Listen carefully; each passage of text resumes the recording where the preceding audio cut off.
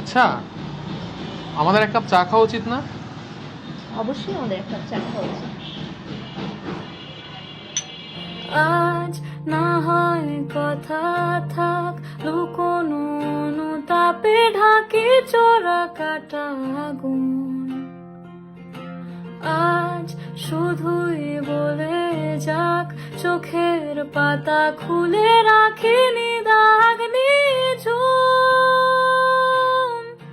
মন বলে তোমাকে একবার আগলে ছুঁয়ে চাই।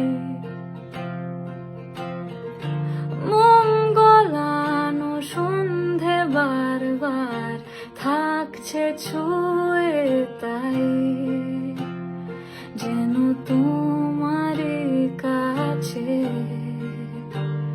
জমে অভিমান আছে,